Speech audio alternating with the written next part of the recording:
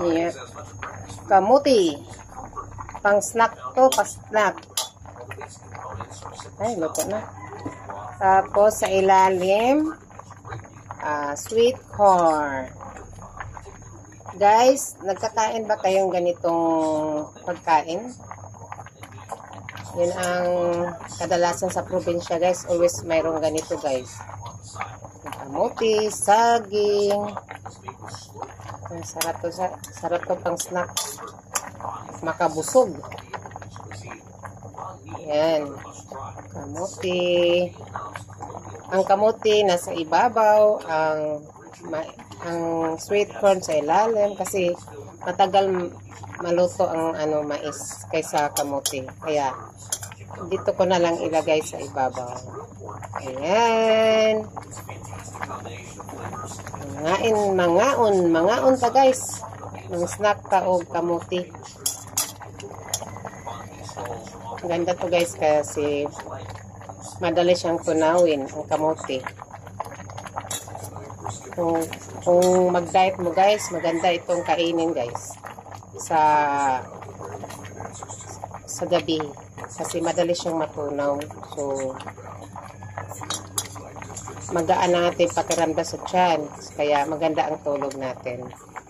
Okay guys, thank you for watching for today's video. Mang snack ta o kamuti at saka sweet corn. Ayan. Kaibang pagkain na to guys. Ayan guys. Kamuti. Tatlo lang to guys kasi. Tatlo lang inano ko sa kamuti dahil yung mais 5 to. So, may bakante pa kaya nilagay ko kamuti. Ayan. Okay. Itong pagkain guys na hindi ako mauumay. Saging, mais, kamote, ano pang mga Ayan. Siguro luto na itong kamote guys. Kunin ko na to. Okay guys.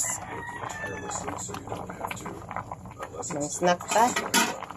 Sa kahaponan ng kamote. Check natin.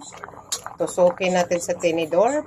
Kung tusukin natin ang kamote sa tinidor kung luto na ba.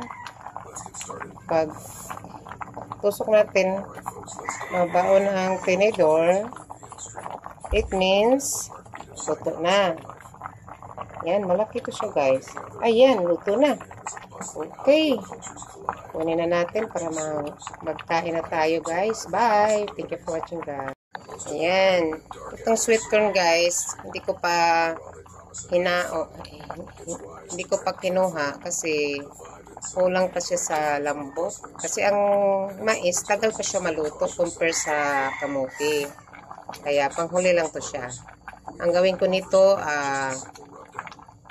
hindi lang malakas ang apoy para padandahan ang pagluto niya. Okay, bye!